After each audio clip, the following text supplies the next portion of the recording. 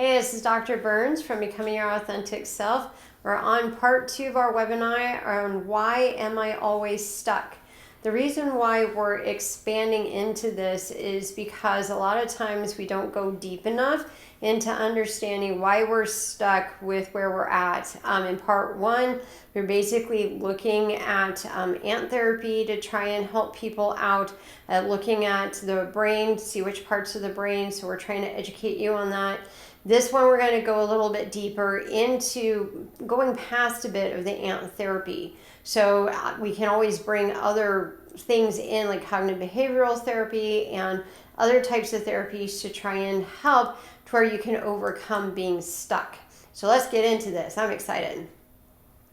All right, so the 4 areas of self that we have to look at are the physical, which is basically how your body functions. Then you also look at the spiritual, which is your sense of purpose, like why are you here? The next slide that we have is, of course, the psychological, which is how you think. This is where a lot of the work ends up going into besides the physical. And we also have the energy side, which is law of attraction, manifestation, which goes into a lot of the physical and the psychological and the spiritual as well. So they all combine in one. Okay, so what we're going to be looking at here is the first part that we are looking at was looking at how to get out of a box. We'll be explaining that here soon. I'm not sure if you remember the honor and the betrayal and stuff like that we have from a perceived notion. So we're going to be talking a little bit more about that. But with this pyramid, when you get out of the box, then, because that's looking at self, then you look at building the foundational relationships. This is family members, friends, cousins, stuff like that, to help who are immediately close by in order to help you get out of the box from seeing them. Next level up from that is going to be building your helping relationships. This is like your postman, your cashiers, your bank assistants, anyone else outside of your foundational relationships and self. And then as we go up, you learn, you plan, you strategize how exactly you're going to be staying out of this box. And then, of course, the last piece of it is changing the behavior. So making sure that the behavior that we're trying to change, which we were saying could be, I honestly don't want to have sugar cravings anymore. Here again, this is where we went a little deeper into this, and we'll be talking a little bit about these boxes.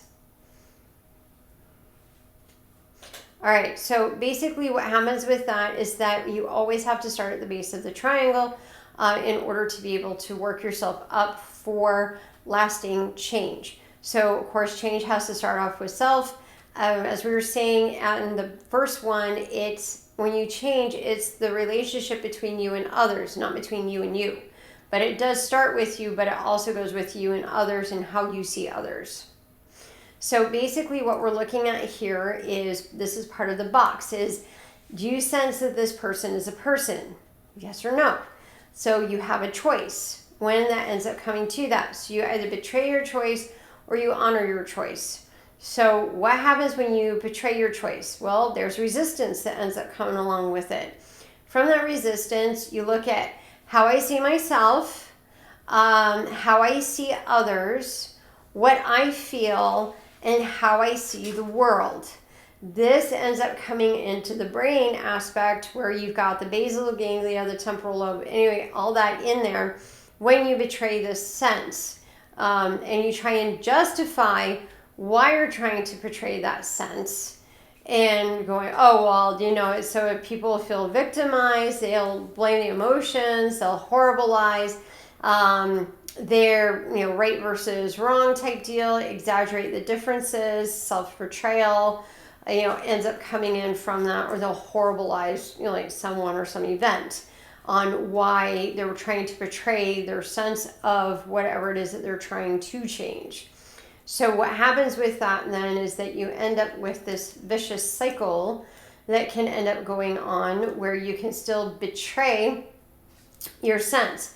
And it says, does all of this lead me to go back to what I felt to do? So if you are betraying a sense, does it lead you to go back to, say, like, see a person as a person? Well, if it's no, then why is it that I am justifying this sense that I have and trying to betray the sense that I have? So instead of being responsive, we end up becoming resistant. So what happens when we actually honor the sense, like this person is a person? One, we don't see them as an obstacle, we don't see them as a vehicle, and we don't see as a vehicle, we don't see them as irrelevant. We actually then have good intentions, good energy, good motivations going to helping someone. So if you see someone in the grocery store and you're just like, oh my gosh, I should probably help this person, like grab a cereal box down from the top aisle because it looks like they can't reach it, where sometimes you may betray this and it's just like, well, but I still have my stuff I need to do, and I have this, and that, and so that's kind of betraying the sense that you have. When you honor it, a lot of times you end up feeling good. Your endorphins, good endorphins, end up going up because you know that you're able to help someone grab something from the top shelf in the grocery store that they probably couldn't have. All right, so what are some of the common boxes that we kind of look at? We kind of see boxes in I'm better than, I deserve, I must be seen as, and I'm worse than. About 80% of the people end up spending their time more in the I'm worse than box. So this is where we talk about on the bottom part of the pyramid, how to get out of these boxes. And this is also, looking at people as people. So with this worse than box, we say that we're no good, we're broken. How we view others is that they are advantaged, they are privileged. Feelings that we have are helpless, jealous, or depressed. And how we view the world is that it's hard, difficult, everyone's against me or everyone's ignoring me. So what do we do with this box? It's from there, you can see exactly where a lot of this stuff may be coming from in the brain. Here we are, the basal ganglia, which says the anxiety levels, that could probably end up going higher, which then can cause the deep limbic system to cause some depression of it's hard, it's difficult, everyone's against me. Temporal lobe can join into that anxiety and depression because memory isn't that good, coordination can be off, and then it's anterior cingulate gyrate is stuck. I mean, seriously stuck on this, where your prefrontal cortex is not working in order to say no, we need to stop this behavior, or we need to stop these thoughts from being I'm worse than. And it's because of that, then we have to find a way. This is why it takes work to reprogram the brain. It's not just, oh, hey, let me take this supplement or let me take this medication. There's work behind it with therapists, psychologists, life coaches, psychiatrists, in order to help unlock a lot of this that we get stuck in these patterns on. All right, so let's talk about some of these life traps. This is a little bit of cognitive behavioral therapy, and we're also going to be adding in the AMP therapy as well with this from Dr. Amen and Dr. Joseph Young. So the first life trap that we have here is social exclusion life trap. In the Amen sense, we're looking at a less than ant, which is, the negative therapy. So we feel abandoned and lonely, feel inferior to others.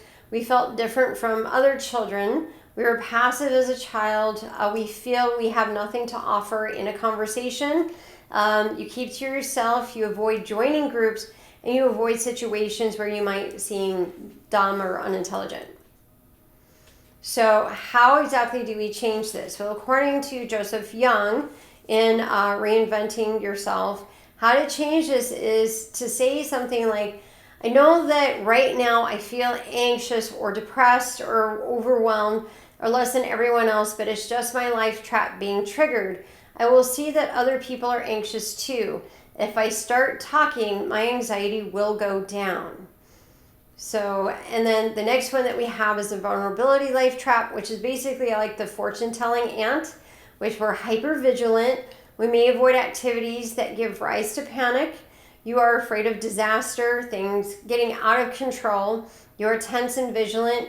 You feel you have a certain amount of money in order to be safe. If you don't have it, then everything's all is lost. You fear losing control, having panic attacks.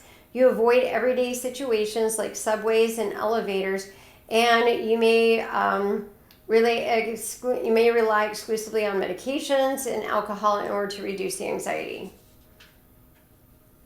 All right, so how do you change this? Is I know that right now I am feeling afraid to ride elevators, but what is happening is that my vulnerability life trap is getting triggered. I'm probably exaggerating the degree of the risk, therefore I will ride the elevator despite my fear, as one of the things from Joseph Young has as a way to be able to overcome the situation. All right, so we other have is our failure life trap, which is our less than. From the AND therapy, you choose a career that's below your potential. You avoid taking steps for promotion. You cannot commit to a career. You've been afraid to take initiative, and you feel you're basically stupid or feel like a fraud. So how you overcome this is you write down your successes. Like, I'm a good writer, I am creative, I have a good sense of humor. When my anxiety isn't too high, I accomplish a lot. So basically, we're adding a little bit of cognitive behavioral therapy from Dr. Joseph Young, who is a psychologist, to add into what Dr. Amen has been talking about. And we're trying to show you the different areas that have been going on in the brain. Along with this, we had a pyramid that we showed you, along with some boxes that a lot of people fall themselves into from the life traps that they have, or from these negativity thoughts that they have as well, and how most people kind of stay in the worst sandbox, and how that really isn't very healthy for us.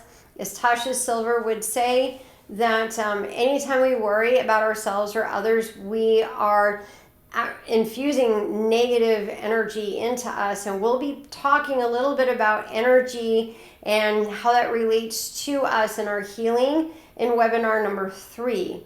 So, but for now, we'll have handouts for you on our website. If you feel that some of these exercises are overwhelming you, you can definitely give us a call. And our phone number is 623-252-0376, or you can visit us at BurnsIntegrativeWellnessCenter.com. So I'm excited to get working here on webinar number 3. I hope everyone is having a great day.